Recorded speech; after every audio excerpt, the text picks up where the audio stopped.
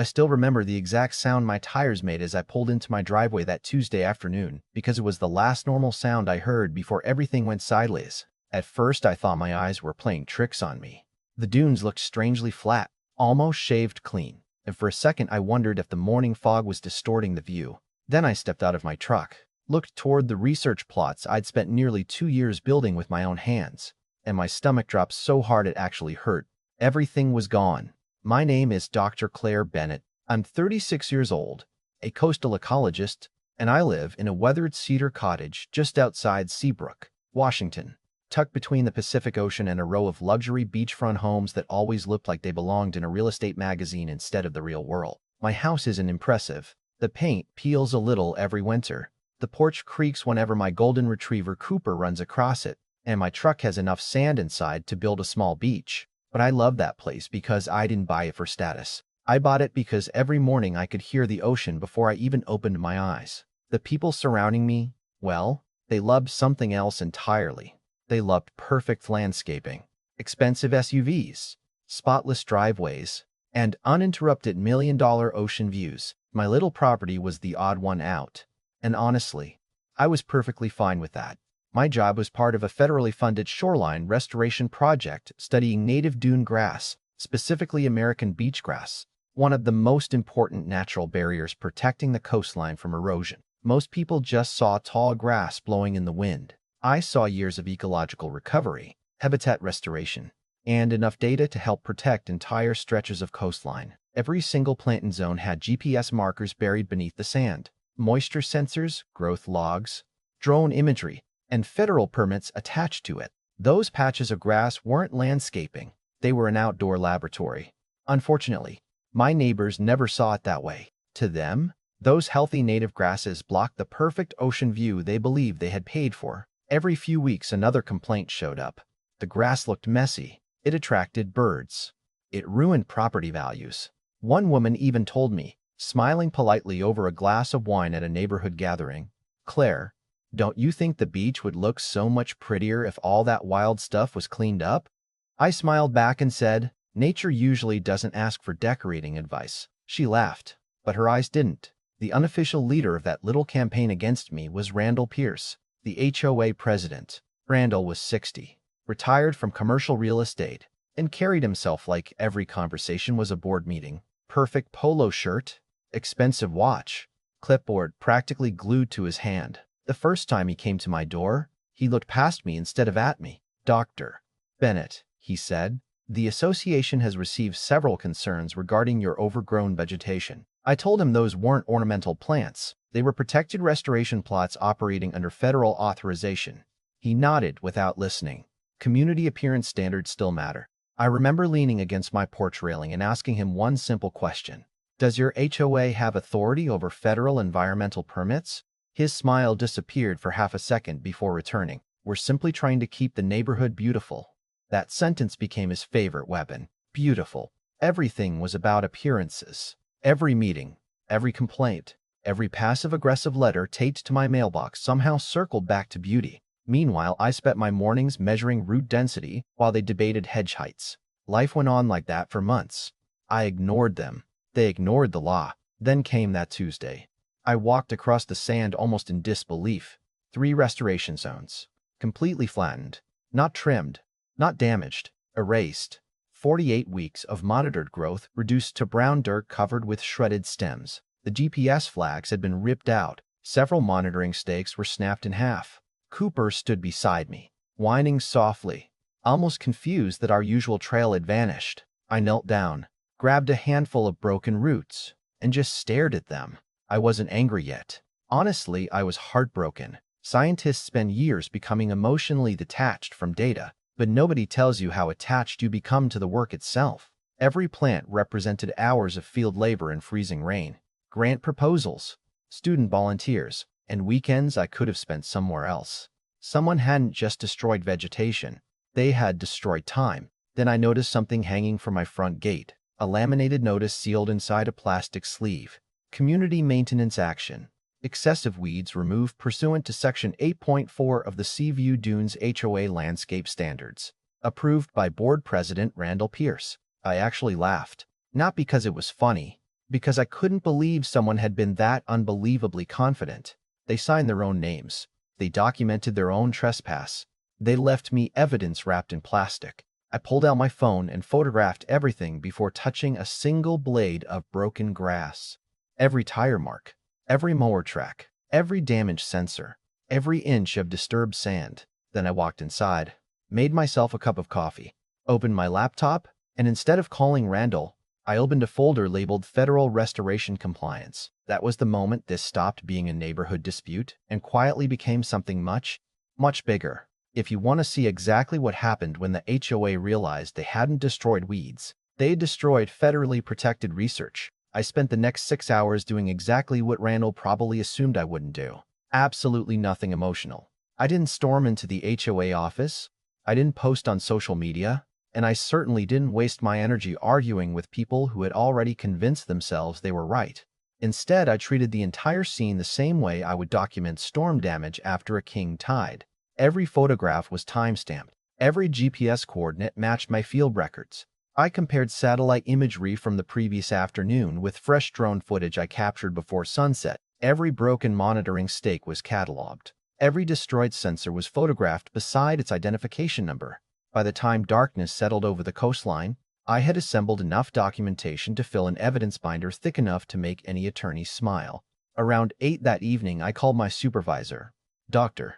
Nathan Holloway, who had overseen shoreline restoration projects for almost 20 years. He answered on the second ring. "Claire, what's wrong?" I never called after work unless something serious had happened. I quietly explained what I'd found. There was a long silence before he finally asked one question. Did they actually cut the research plots? Every single one. Another pause. Then his voice changed completely. "Don't touch anything else. I'm notifying the regional office tonight." That sentence told me everything. This was no longer my personal problem.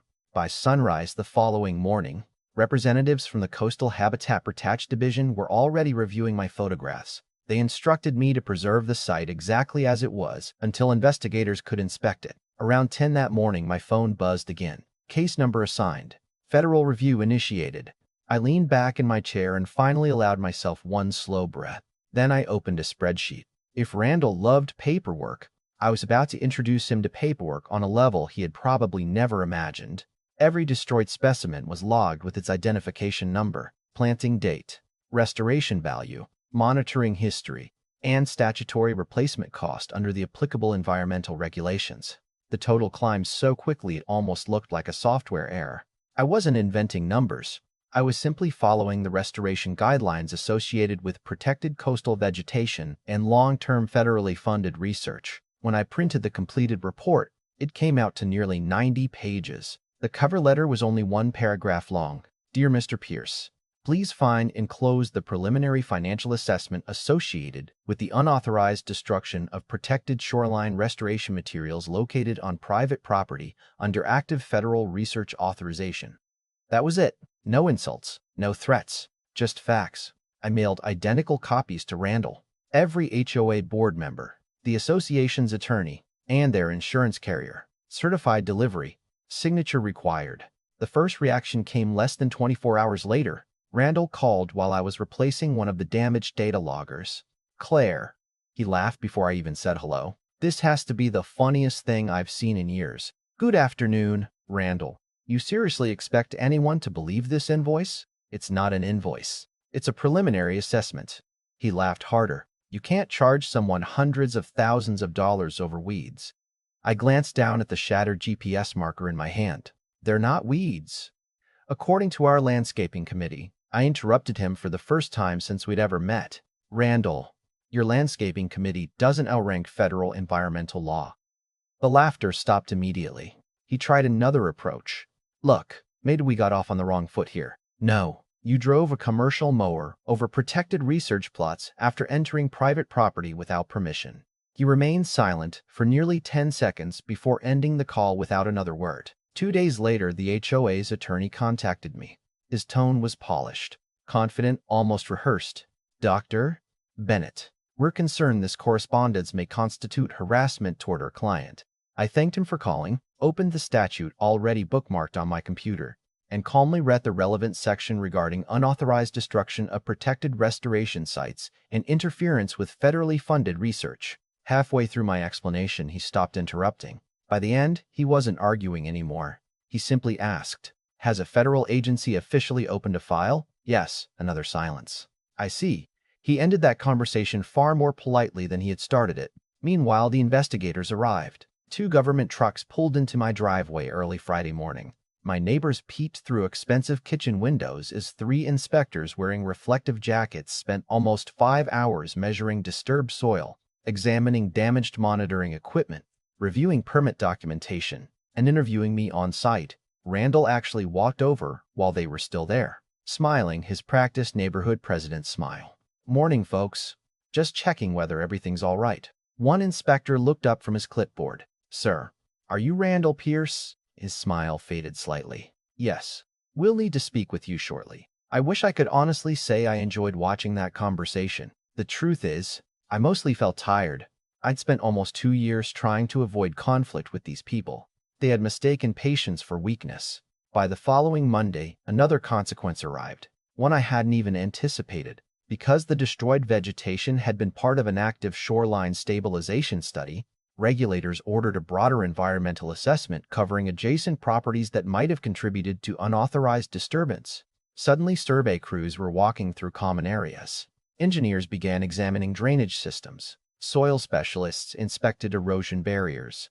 The HOA newsletter, normally full of gardening tips and barbecue announcements, became flooded with emergency updates explaining why multiple agencies were requesting access throughout the development. Homeowners who had never spoken to me before suddenly started knocking on my door. One older couple apologized because they had signed an HOA petition months earlier without realizing what the grass actually was. Another neighbor quietly admitted Randall had repeatedly described my project as an eyesore we'll eventually make disappear. I thanked them for being honest. I wasn't interested in revenge against ordinary residents. Most of them had simply trusted the wrong people. Then came the discovery that truly shifted the balance of power. During one of the engineering reviews, an infrastructure consultant asked me a question that caught me completely off guard. "These utility easements crossing your property, have they ever been formally renewed?" I frowned. "What do you mean?" He showed me copies of decades-old property documents, several underground drainage pipes, irrigation conduits, fiber communication lines, and portions of the electrical service for neighboring homes crossed beneath the edge of my land under agreements signed by previous owners years earlier. Those agreements had expiration clauses tied to maintenance obligations and cooperative access. That's what the HOA had violated the moment they entered my property without permission and destroyed protected vegetation. Several of those agreements. I spent the next 2 days with a property attorney named Melissa Grant, someone who specialized in coastal land rights. She reviewed every easement document twice before looking at me over her glasses. "Claire," she said carefully, "they've created a very serious problem for themselves." "How serious?" She smiled for the first time all afternoon. "Let's just say, if these agreements are legally terminated, rerouting some of this infrastructure could cost well over $1 million. I wasn't interested in bankrupting anyone, but I also wasn't interested in pretending none of this had happened. Melissa prepared formal notices suspending future easement cooperation until the ongoing investigations concluded. Suddenly, Randall's phone calls became almost desperate. His voice no longer carried the confidence of a man enforcing neighborhood rules. It sounded like someone watching control slip through his fingers one document at a time. Then, exactly 1 week after they had mowed what they thought were ugly weeds, the official conservation designation arrived. Overnight, the entire neighborhood found itself subject to temporary environmental oversight. Landscaping projects froze. Decorative retaining walls required review. Tree removals stopped. Even replacing sections of dune fencing suddenly involved additional approvals. The HOA board scheduled an emergency meeting that same evening, and for the first time since I'd moved into Seabrook, Randall wasn't telling people what was going to happen.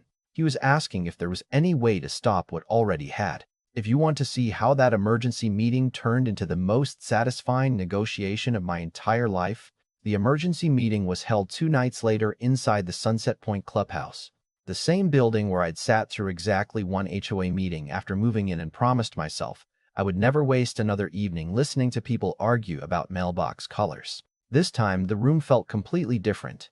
The confidence was gone. The polished smiles were gone. Even the coffee station in the corner sat untouched. Homeowners filled nearly every chair, whispering to one another, while the board members shuffled papers that nobody seemed eager to read aloud. Randall Pierce stood at the front of the room looking older than I remembered from just a week earlier. He still wore the expensive polo shirt, still carried his clipboard, but the certainty that had always surrounded him had disappeared. When I walked in with my attorney, Melissa Grant, and Daniel Reeves from the Coastal Habitat Protection Division, conversation stopped almost instantly. Randall forced a smile. "Claire, thank you for coming." I nodded politely. "You asked for mediation." He cleared his throat. "We'd like to resolve this before things become unnecessarily complicated." Daniel quietly replied before I had a chance to speak. "Mr. Pierce, the investigation's already underway. Tonight only concerns whether your association intends to cooperate." You could almost hear the air leave the room. Randall looked around at the other board members, hoping someone else would rescue him. Nobody did. Melissa slid a folder across the conference table. "These are Ms. Bennett's proposed settlement terms." Randall opened it slowly. The first few pages outlined the documented property damage, restoration costs, legal fees, scientific losses, and temporary suspension of the easement agreements. By the time he reached the final pages, his face had turned pale. You're not actually asking for the full amount?" he asked quietly. I looked him straight in the eye. "No." He blinked, surprised. "Then what do you want?" I took a slow breath before answering. "I want accountability. I want my research restored. I want your board to stop treating private property like it's part of your landscaping budget, and I never want another scientist, homeowner, or family in this neighborhood to go through this again." The room stayed silent as Melissa summarized the proposal. The HOA would pay for the complete restoration of the destroyed research site, cover my legal and project expenses, establish an annual coastal restoration fund managed independently from the association, recognize my property as permanently exempt from aesthetic enforcement involving federally protected vegetation, require written consultation before any activity within a designated buffer zone surrounding my land, and formally acknowledge that the board had exceeded its authority. In return, I would cooperate with regulators during the restoration process, reconsider the suspension of the utility easements once compliance had been demonstrated, and support lifting portions of the temporary conservation restrictions after the habitat recovered. One homeowner raised his hand from the audience. "So, if they'd just asked you before touching anything," I smiled sadly, "I probably would have walked them through the entire project and even improved the view in ways that protected both the habitat and their property values." Several people slowly turned toward Randall. Nobody said a word, but they didn't have to. Everyone understood exactly where this disaster had started. Randall rubbed both hands across his face before finally speaking. "Claire, I owe you an apology. I waited, not because lawyers told me to," he continued, his voice noticeably lower than I'd ever heard it, "but because somewhere along the way, I convinced myself that protecting neighborhood standards meant I could decide what mattered on someone else's property. I never asked questions. I assumed I already knew the answers. I appreciated the honesty, even if it had arrived painfully late." 48 hours later, every board member signed the agreement. Within a month, the restoration crews were back, this time working beside my research team instead of against it. New beach grass filled the damaged plots, upgraded monitoring equipment replaced everything that had been destroyed, and dozens of local college students volunteered to help replant the dunes after hearing about the story. Ironically, the media attention ended up increasing public support for coastal conservation throughout the county. The neighborhood changed too. Homeowners who had barely acknowledged me before suddenly stopped to ask about shorebirds, erosion, and native plants during evening walks. A few even volunteered during community restoration days. Randall resigned from the HOA before the end of the year. I haven't spoken to him since the settlement, but I honestly hope he learned something valuable from all of this. As for me, every morning I still walk outside with Cooper, coffee in one hand and field notebook in the other, listening to the waves crash against the coastline that's just a little healthier than it was before. The grass has grown back thicker than ever, bending with the ocean wind exactly the way it was designed to. Sometimes I catch people slowing down near the property, reading the small educational sign that now stands beside the restored habitat. They smile, take a picture, and keep walking. Nobody complains that the grass blocks the view anymore. Funny enough, the HOA now asks for guidance before trimming shrubs nearly 50 yards from my property. Respect, it turns out, is a lot cheaper than arrogance. But here's the question I've been thinking about ever since this all ended. If you had been in my position, would you have accepted the settlement, or would you have pushed the case all the way through federal court?